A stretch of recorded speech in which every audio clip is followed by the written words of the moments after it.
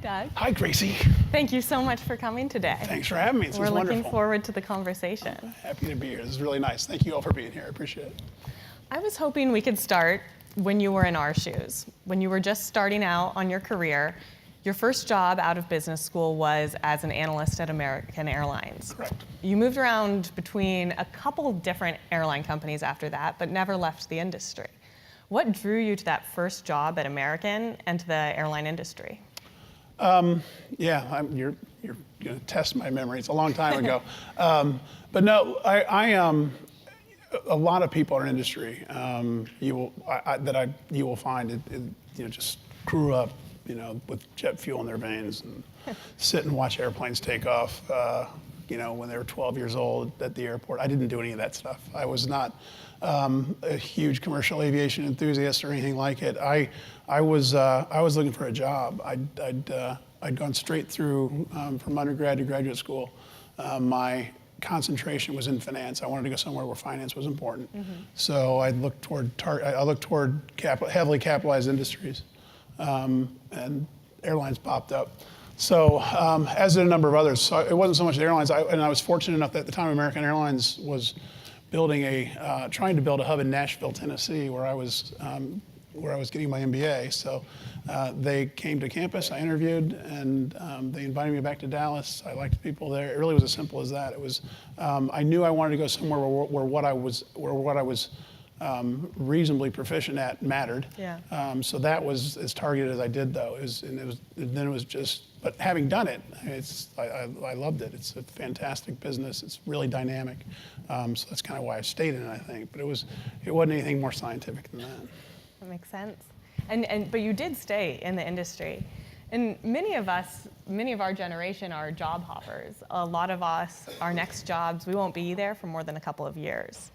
What's your advice as someone who stayed in the same industry for so long to people who are thinking about jumping between companies and industries over the course of their careers?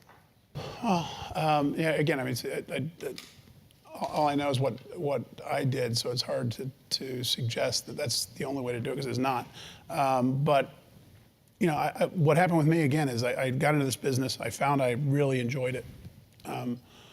What I like about the airline business is that all the disciplines are really important. I said I wanted to go somewhere where finance mattered, but finance does matter. But so does it's a consumer product, so marketing is incredibly important. There's no more complex operation in the world, so logistics is incredibly important and valued. The maintenance function is really a manufacturing function. So every discipline is really important, and how you make all those things come together is really important. So what I liked about it is the ability to gravitate to different areas over time. But so much staying in the industry, I don't know. I know at times there were, I contemplated doing other things. It wasn't that I think, oh no, I need to stay in this business for any reason. Just the opportunities that came around or continue to be in the same business. Now I don't think I can do anything else. This is all I've done. So I don't know. So I will say that it's certainly nice when we bring in people from the outside, because you bring in a fresh perspective, and people in our business tend to hold on to some views of the past that maybe we don't want to hold on to anymore. So there's always some value in bringing people in from the outside, but there's also a tremendous amount of value of having people who have been in the business and know it and have seen the cycles and understand. So I think either way, we need some of each. But there certainly is. If we find someone who's just moving around, it's just in for a couple of years and out, it's not particularly helpful to us. Because it takes longer than that to really figure out what's going on. When you first arrived at this company that has so many different disciplines that are important, you hadn't been watching the planes take off when you were a kid, right. And there's a lot of value from the industry expertise. Just starting out, how did you make a name for yourself in a company like that? You show up and do your job, and try and make sure that you're being responsive to what to what the organization is looking for. I don't think I was, I wasn't this incredibly hard driving cutthroat. I'm going to make sure that I get this job before someone else does. But I certainly cared about what I did.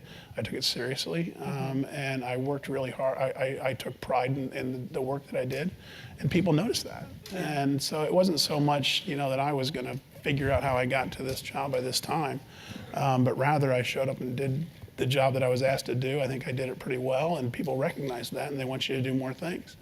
And of course, then, what really matters is as you start moving up in an organization, the skills that might have been really helpful as an analyst are not particularly the ones that are as important as a manager. So you got to figure out how to adapt and do those things. But anyway, I tried to do what I was asked to do, and I took it really seriously. I worked pretty hard. Because it mattered to me. So, but if you do that, people will find you. Yeah. Were there any key people or key events that helped you, especially when you were moving up into new positions where maybe you didn't have the skills yet?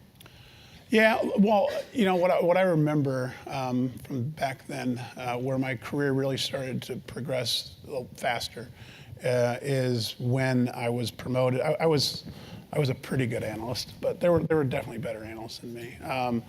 Smarter, this is like good at Lotus 1, 2, 3, or whatever the hell we used back then. So anyway, they could build a spreadsheet faster, and so I was pretty good, but definitely not the best. Where my career started progressing is when I was promoted to, managing a small group of people, and I've always liked working in teams. Played team sports growing up. That's what I was comfortable in that environment, and I quickly realized that if I can just get these 5 people who are smarter than me to work together, we can do a lot more than the 6 of us can independently. And I did find that I think I did that role better than certainly my peers at the time. Our team was able to produce more. I tried to make sure they all got credit so that people wanted to be on my team. And as a result, that's when things started taking off for me a little more. Interesting. A lot of these dynamics are the dynamics of a more traditional, complex company that's been around for a while and has its hierarchies. A lot of us are looking at jobs in Silicon Valley where we move fast and break things, Right. which isn't necessarily how I would describe American Airlines. So give us the other perspective. What can we learn at this point in our careers from an established company that we couldn't learn at a startup? Well, that's a hard question for me to answer. Again, back when I came out, there wasn't an internet and there weren't people. The best and brightest didn't go work at startups. They went and worked at established firms. So it's what I knew. But look, the basic principles I'm certain are the same. That is, leadership skills, getting people to work as a unit, communicating with people in a way that they understand what the mission of the organization is, in a way that they feel motivated to produce. Though that's how you're successful in a large organization. I can't imagine not how you're successful in a smaller organization. And look, the large organization stuff, while it may sound old and stodgy,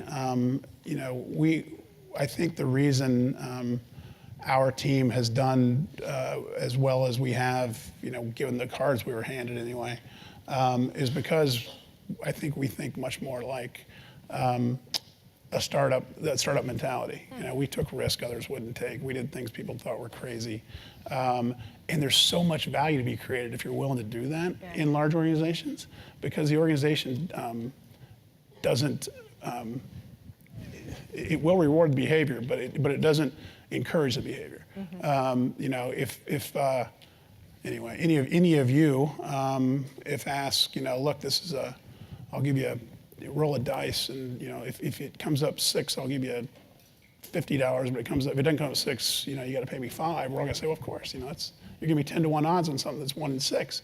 If you try and do that, if you mention that to your boss in a large organization, I got this idea, the boss will say, wait a second, you're telling me 5 out of 6 times it's not gonna work? Yeah. I'm gonna look bad 5 out of 6 times? We're not doing that. But those of us who are willing to say, what are you talking? I don't care. It's a great bet. We're going to do that. Yeah. Do extremely well.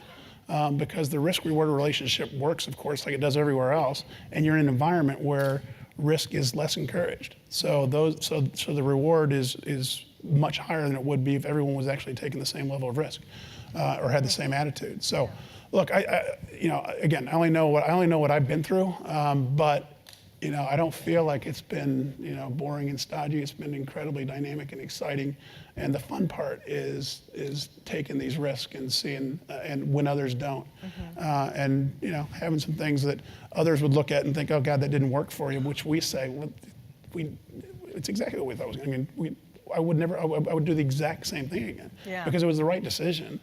Just because it came up two doesn't mean it was the wrong decision to take that bet. It was the right decision.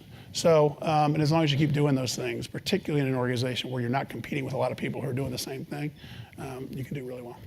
And is this perspective you've developed about being willing to take the risk, has this developed and changed over your career? Oh, I don't think so. Really? I don't know. I used to like going to Vegas a lot when I was younger. Look,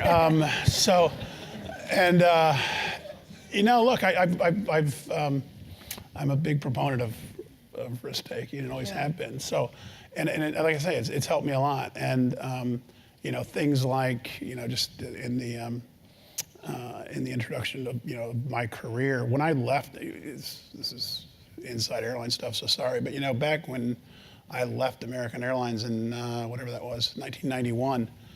American Airlines, that was the place to be if you're, that we hired 40 MBAs a year. We were the best and the brightest, and no one went to work for Northwest Airlines, for God's sakes, from American, but I did, because I could do a lot more at Northwest than I could at American. So I've been, anyway, that's I would encourage people, to go take risks, and that's what I've been doing for a long time. Good, since the Vegas days. Exactly. But combined with your risk-taking style, there's also a lot out there who say you have a leadership style that's very humble, very confident, but very humble. And the airline industry has a lot of folks with some pretty big egos. We got confidence. Yes. Everyone's got the confidence, but the humility, I think, is a distinctive feature. What are the trade-offs between the two different styles when you're running such a complex organization, so many different people to communicate with, as you expressed before? Okay, well, thanks for the characterization. I appreciate that. I hope it's true. What I know is that this is a huge team sport, and there's no individual that makes a difference. And the way it makes a difference is if you get the whole team pulling together and working together. So. I'm stunned sometimes to see how some individuals try and position themselves because I can't imagine what it's like to work for that person when you're the one doing all the work and they're taking all the credit. Yeah. So I try not to do that. It's hard, by the way, because people want to do that. The media only wants to talk to me, and everyone wants to try and simplify it into you made this decision, and I didn't make those decisions. Somebody else made those decisions. I said okay. At any rate, it's not. I don't think it's a conscious attempt to try and be different than anybody. It's just who we are. And what we've learned long ago is, if we all work as a team and stick together as a team, we can do really good things.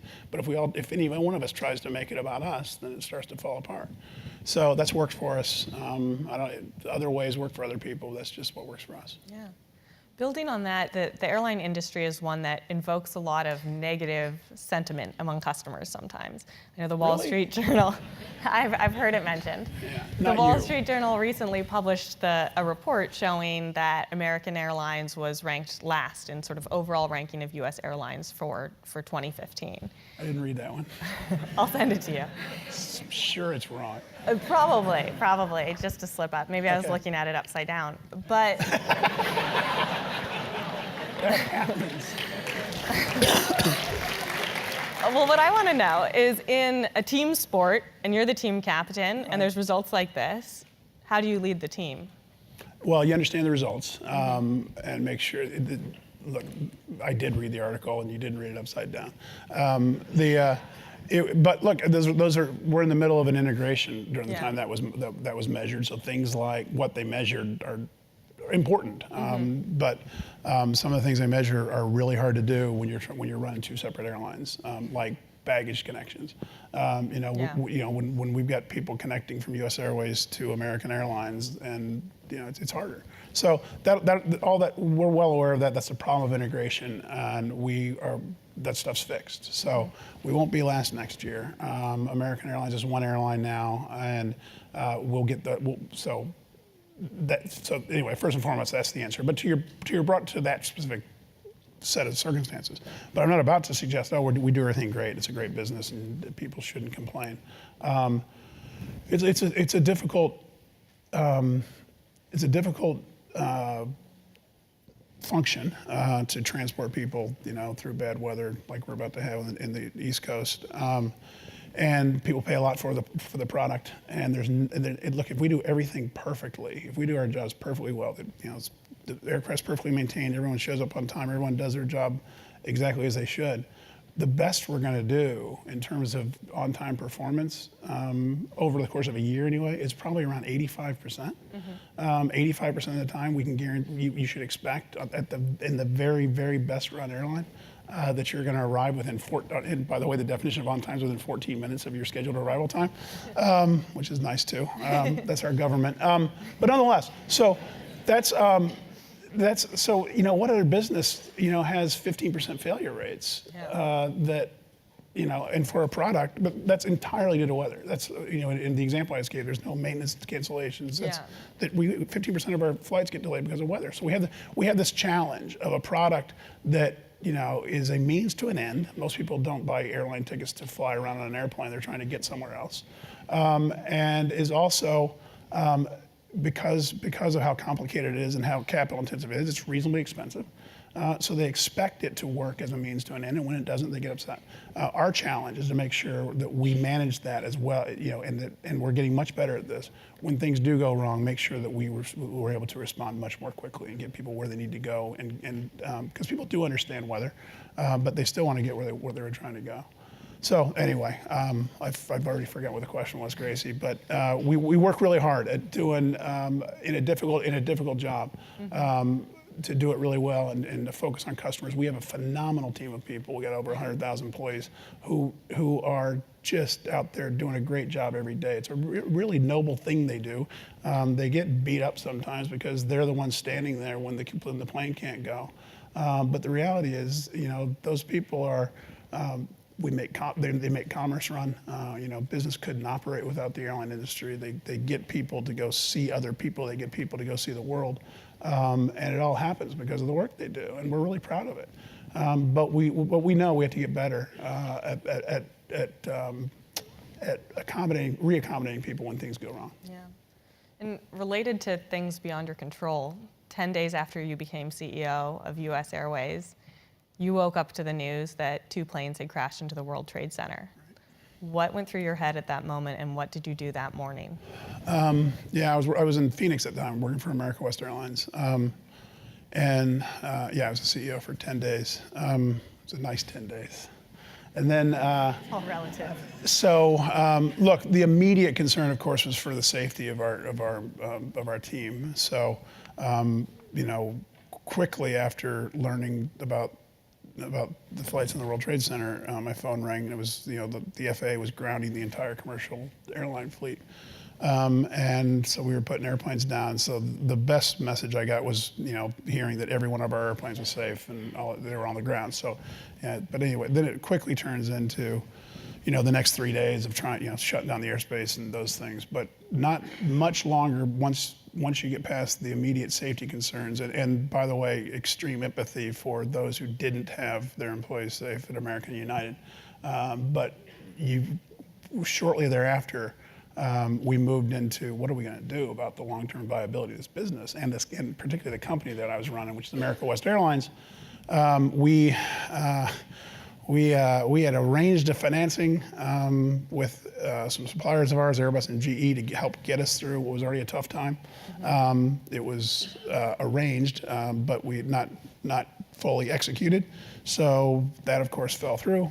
We found ourselves in a position where we absolutely, in that environment, did not have enough cash to make it through the winter. We were going to go, and in that environment, since there was no way, even through a bankruptcy filing, to expect things that would, like DIP loans that would allow you to survive, we were going to shut the company down.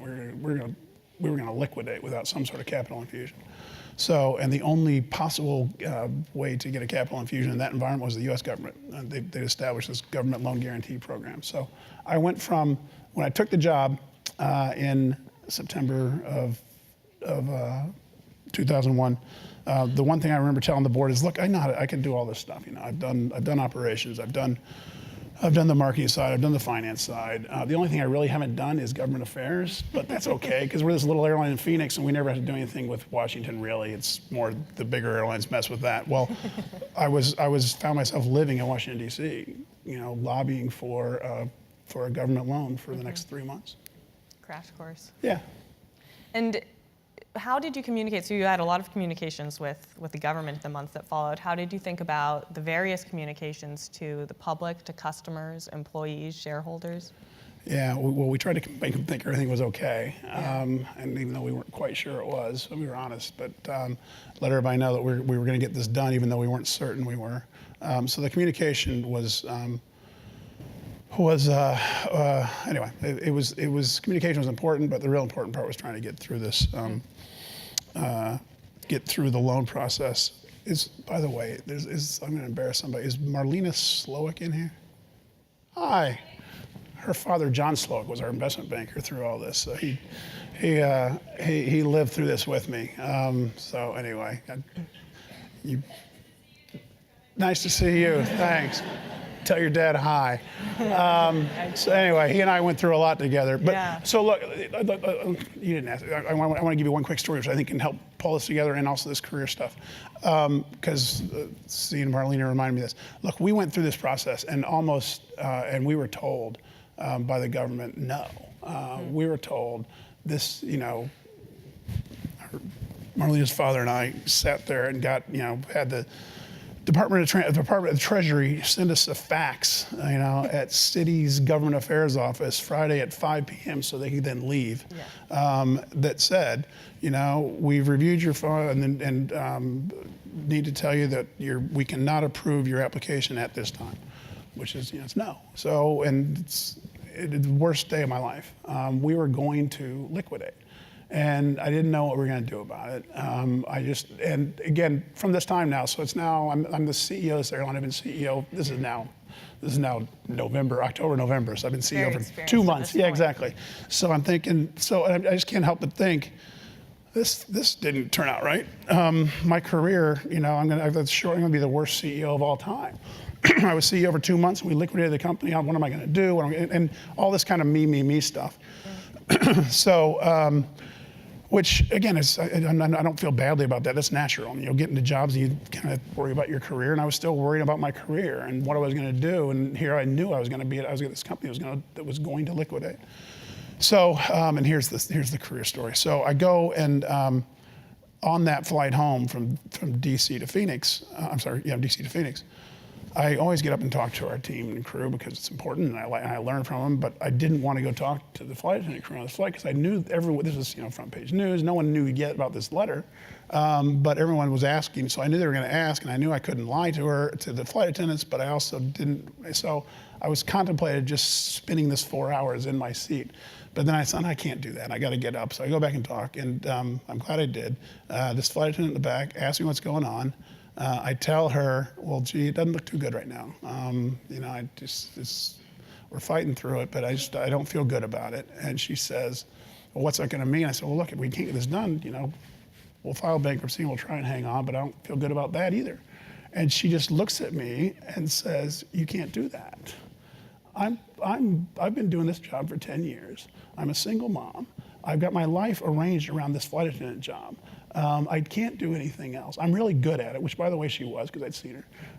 And you just can't let that happen. And I'm like, yeah. So, okay. But no, it was really helpful. So I went back, sat in my seat, pulled out the damn letter again, and realized that it said at this time. can't approve it this time. So, okay, I landed that night. We went straight to work. We worked all weekend. We showed back up in DC Monday morning, John with us, with a new application. And these guys at the Treasury said, what are you doing here? I said, you said not at this time. Here's another application. We're not going away. And we kept fighting, and we didn't give up. And so anyway, from that time, that airline, that little America West airline, had to have that loan. That little airline, America West Airlines, lived off of wage advantages. Other airlines went through bankruptcy and got their wages down to ours. Mm-hmm. So all of a sudden we had a new problem, which was we didn't have the revenue generating capability they did, but they had the same cost structure as us now. That airline wasn't going to work, so we had to do a merger. So we merged with US Airways. And then the US Airways ended up essentially the same kind of problem, so we did a merger with American. All those things, none of those was, from the time of that encounter, was I spending time thinking what's best for my career. Mm-hmm. Every one of them was, I'm responsible for these hardworking people who, if we don't do our jobs right, aren't going to have a job. And it's not their fault. These people are fantastic. They're depending upon us to make sure that we put the company into a position where they don't have to worry about whether or not the company's going to be there for them. So the reason we worked so hard for those mergers, and the reason I personally worked so hard on it, was not because we wanted to get ourselves in a position of being CEO of the largest airline in the world, is because that was the only way to get that group of people in a safe harbor. Anyway, so the moral of this story is, from the time I stopped thinking about my career, and started thinking about doing my job for a bigger cause, my career took off. And so anyway, I like that part. So my message of this is, it's hard to do. You always hear people say, oh, go do what you love. To which I thought, that's BS. I love playing basketball, but nobody's going to pay me to do that. So, but I think but what really is true, if you can figure out a way to make what you do be bigger than just you, that'll work out really well for you. And again, it's not that easy. It's a lot like saying do what you love. But if you can find a way, once you find that, don't let go of it, because that's when things really start happening. When you're not just, because look, if it had been me, if I'd have been worried about, oh gee, I want to be CEO of American Airlines, some point during this whole fight, I would have said, oh, CEO of US Airways isn't that bad. Yeah. I'm fine. I'm going to be fine. I don't have to move. This is okay. But that never crossed our minds, because this was, no, we got to get this done for all these people that are counting on us. Mm-hmm. So. And I'm glad you bring up the mergers, because I wanted to ask, before we talk about the success of the US Airways American merger, about what you learned from the failed attempts to merge with United and Continental. Yeah, they weren't failures. Oh, good. I'm already learning. You're reading it upside down again. And look, this is back to the risk thing, and of course this is perceived as failures, but it's exactly what I'm really glad we did it. We were the first one that Gracie's referring to was shortly after doing the America West US Airways merger, and we were kind of we were actually shorter than this point. We were just 1 year into it. Delta Airlines was in bankruptcy. They were about to emerge from bankruptcy. We came up with the great idea of bringing them out of bankruptcy with a merger with the then US Airways, which hadn't really even merged with America West very well yet. But it was a good idea. It would have been a really good airline. And the Delta team didn't like it, so it turned into a hostile, which doesn't happen very often, hostiles of companies in bankruptcy. But we tried it. We knew going in it was high risk and probably more likely than not to work, but it was rolling the six on the die. Huge upside if it worked, excuse me. And if it didn't work, it didn't work. So, and also if it didn't work, what we knew is we were going to, they would have to figure out something else to do. Okay. And they did. What happened is, so long story short, that group of people, when you're in bankruptcy, you don't have a board, you have creditors. Well, you have a board, but the people who run the company are the people that you stiffed. So the people that they owe money that aren't getting paid are now in control of the company. And those people, who we were appealing to by saying, look, you'll get much more of your money back if you do this with us than with them, kind of believed us, but at the end said, look, we're gonna stick with them. But they insisted that board be changed, that board put people on that were pro-consolidation, including Richard Anderson, who now runs the place. And shortly after the merger, that Northwest went and Delta went and did a merger with Northwest. I don't think that would have happened if we hadn't done the hostel. And if Delta hadn't merged with Northwest, United wouldn't have. Then our next one, then our next aborted attempt that we failed at was trying to then, after that happened, merge U.S. Airways and United, and we got pretty close there. But United eventually told us no and picked Continental instead. So United merged with Continental. Another thing that wouldn't have happened had we not tried to get the first one done. So anyway, I was being flippant with you saying we didn't fail. From the outside, those are failures. Yeah. And that's what they expect my point. I don't feel badly about them at all. And people would write at the time, oh, gee, again, pointing it all on me, Doug failed at this merger attempt. But it didn't do exactly what we wanted. We wanted them both to work. Right. But it progressed us to where we could do what we needed to do, and it moved the industry where it needed to move. And there was no one else out there, trying to make that happen. I don't know where we'd be if we hadn't tried to do those things. And so with American, I think one of the reasons it was so successful was you built this strong relationship with the labor unions. Can you talk about the traits and what about you as a leader made those relationships so successful? Well, again, not all me. A really good team of people who, who cared about so much about taking care of our team that we knew that we could do so much for them that we also knew it was going to be best for the employees of American. So we did the rather non-traditional step of, while American was in bankruptcy, beginning negotiating. So Americans in bankruptcy, we're at U.S. Airways. We started negotiating with the American Airlines unions for a contract that we would be willing to sign if indeed a merger got done. These people didn't work for us. They work for American. And we're meeting with them in Phoenix and signing contracts with them, which, look, I didn't do lightly. I know it offended my friends in American that we were meeting with their employees. But it was, again, we had to get this done for our team. It was the right thing to do. So to your point, we recognized, and we learned it in the Delta transaction, frankly. We did have the creditors on board in the Delta transaction. What we didn't get was the employees on board. They were very proud of Delta. They wanted to stay with Delta, and that hurt us. So we recognized we needed to get the team on board. So we approached American's employees. We laid out for them what we planned to do. We told them why we thought it was better. They agreed, and it wouldn't have gotten done without them. So it worked out well. And now that the merger is successful, you're the CEO of the largest airline in the world, 120,000 employees around the globe. You're also the father of 3. Yes. How does being a CEO compare to being a father? Father's a lot harder.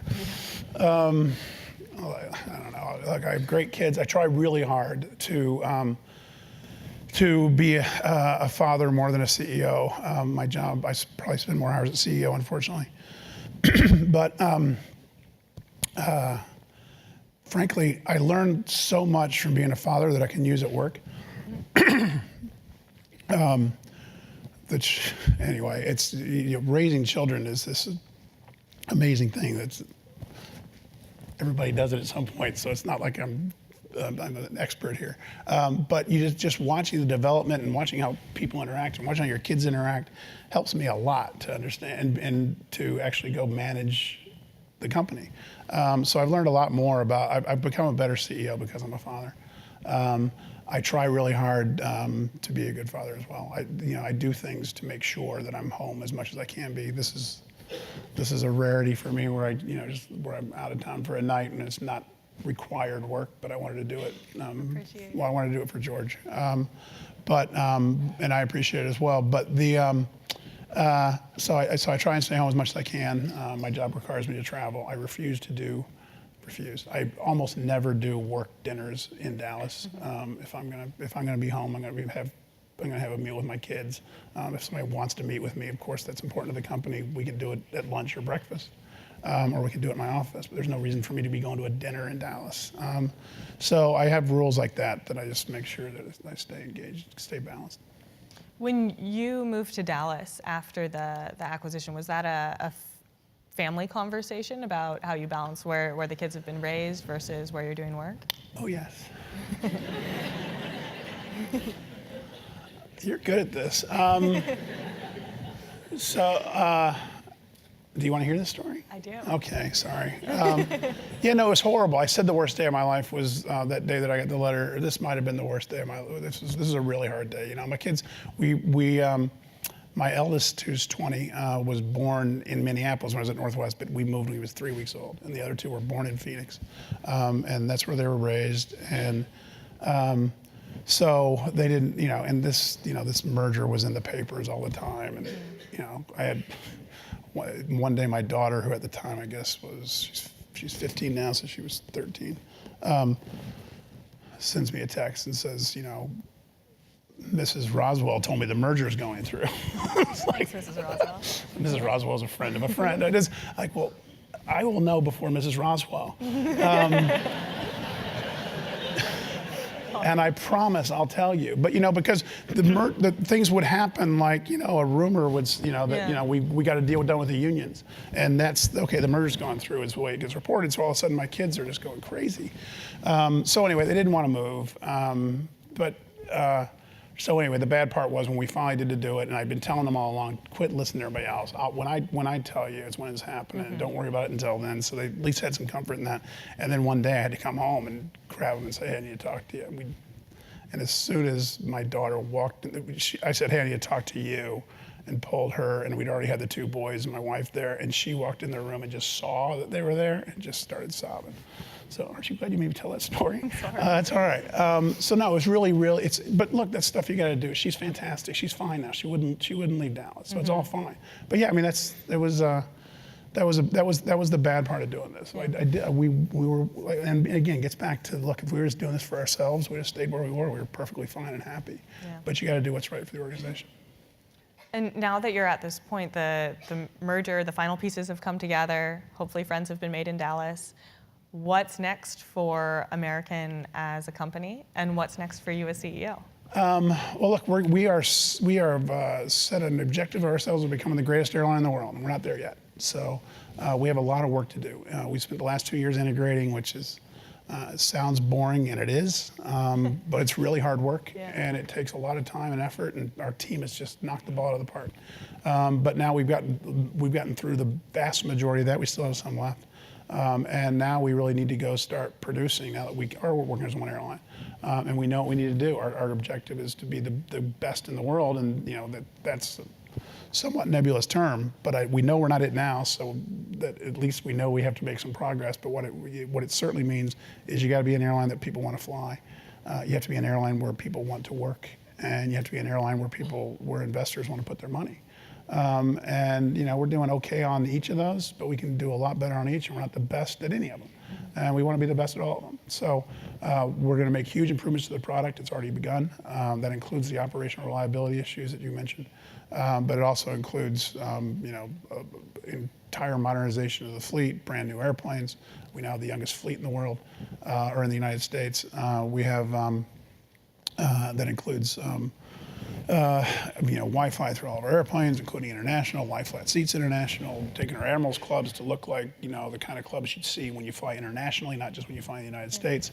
So making it a true global airline with a real global product. So we have a lot of work to do, and we have a lot of work to do with our team. There's a lot of history at American Airlines of management, labor relations that are just horrible. I'm not trying to say anything bad about prior management. They had really difficult situation to go through, but the result was a really, really bad history that's hard for people to let go of. And so we're trying to convince people that that's over and this is new, and we try and figure out ways to do that every day, just surprise people with something to say, wow, that's different.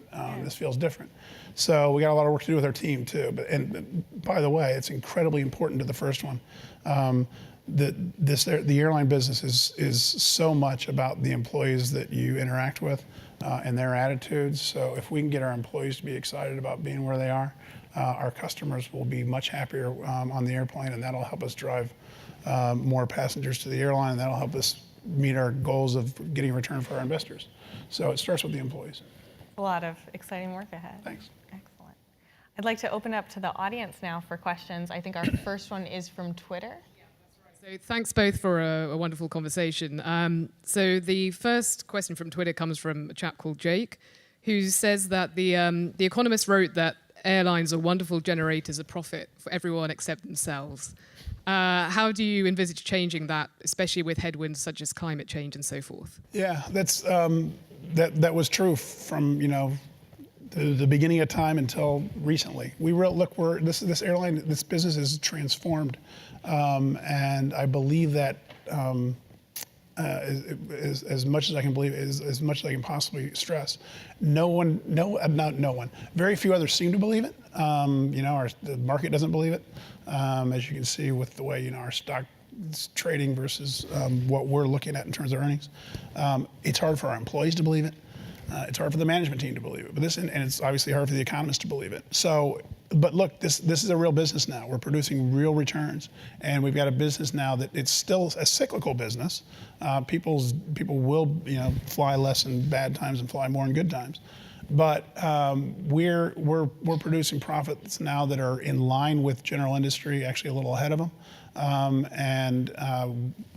peaks double.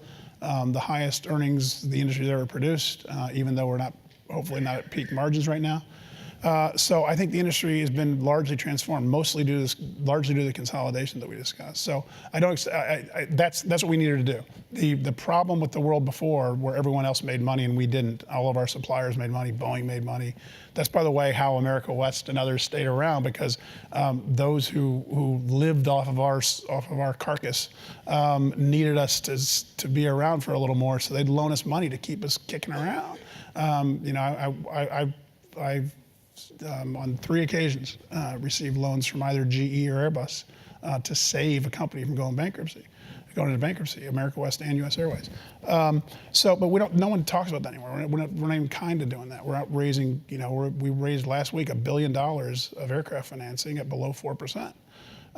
So this is, anyway, the answer to that question, if you'd asked me 5 years ago or 10 years ago, was we've got to get consolidation done because the industry is too fragmented and we can't provide to consumers what they want, which is the ability to, have one airline take them everywhere they want to go. And as a result, we all end up trying to do that, and we are incredibly inefficient. So anyway, I think we're past it. A lot of questions. There's mics going around. Thank you.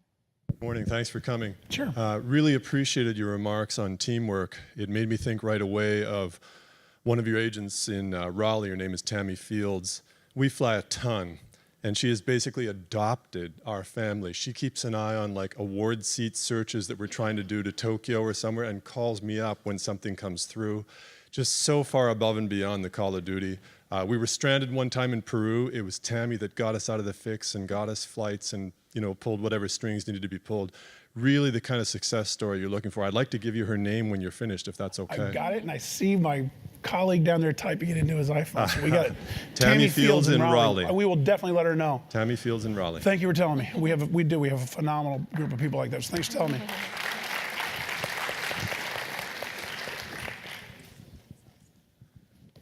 Hi. I wanted to ask about how you keep loyal customers given the recent award program devaluations among your competitors, United and Delta, and American's impending award devaluation on March 22nd. How do you look at customer loyalty and maintain their trust in their business? Yeah, thanks. We don't view it as devaluation. We view it as a change. And look, it is. I mean, these programs, when they were established, for whatever reason, they were established as, we measured loyalty by how many miles you fly. And that's one way to do it. But we don't report our P&L as miles flown minus expenses. It's revenues minus expenses. And, what's more important and what we want to reward, for most people, miles flown and revenues are a reasonable approximation. But with that model, you had these very, very odd things we created. People find the lowest possible fare they could find, and spending their weekends flying around on the lowest fares they could find so that they could get free travel somewhere else. look, we love those people. I'm not trying. Those are customers of ours. But when that happens, what we as an airline are choosing to do is give that individual the first class seat to Paris instead of the individual who didn't fly as many miles and actually spend his time at his weekends at home, but during the week paid full fare. And that's not the right model. So it's a shift in the model. It's one of these things, again, where it's a transformation. So everyone that grew up in that old model says that you're making this worse for me. But we're not making it worse for everyone. It's worse for some, it's better for others. And I think it's more fair and more equitable, and it's rewarding what we want to reward, which is those people who fly us, who pay the most, and who purchase the fares that are not just going around and trying to find $100 fares, transcons on a weekend to figure out how to get more miles. So again, it's great they do that. We encouraged that by the model we had. We'd like to actually have those seats for the people that are producing the most revenue for us. Hello, Tobias from Germany. I would like to talk about technology because I haven't heard this at all today. I mean, I remember like 15 years ago, I was reading somewhere internet in the planes. I got very excited. I was very addictive to internet back then, and then it took 15 years until, at least in Europe, it was in most of the airplanes available. And even now, I mean, EasyJet, Ryanair, I mean, Lufthansa just started. It took like 15 years until people were able to use internet. In the US, it was a bit earlier, but it was still taking a long time. So my question is like how in the future you can guarantee the technology is being integrated much earlier into airplanes, especially in regards of customer experience, because I mean I would love to have already an American Airlines app where I could upgrade myself during a plane, maybe for a special price on business class, where I maybe could skip the line if it's or maybe get fast boarding because there's now a huge queue and I feel like I'm just tired. I mean I really feel like the customer experience, which a lot of online companies are offering and the mobile technologies out there, has arrived at the airlines. Thank you very much. Yeah, no, look, we're moving as fast as we possibly can, and because of customer demand, because of people like you who are insisting. The reality is Wi-Fi on aircraft, that you talked about. I remember us sitting around and debating it, and there's no way it can possibly pay for itself. We got to carry this stuff around. These are antennas that communicate down to cell towers, and they're really expensive, and they're heavy, and people got there's no way we're going to have people pay for it. But once it was on the airplane on a few, customers started saying this airplane doesn't have Wi-Fi anymore, so there was no choice because we needed to have it, and then it came really really quickly. So I don't know if that was so much technology as maybe resistance from airlines to go do something that we couldn't cost justify. But that's all behind us now. I mean, this is going so fast, and we're all trying to figure out how to leapfrog somebody else. As it relates to some of the things you're talking about, we're working diligently to figure out everything we can to make sure the customer experience can be done as much through technology as possible. Some of the things you described we simply can't do because of the regulations we have to live with.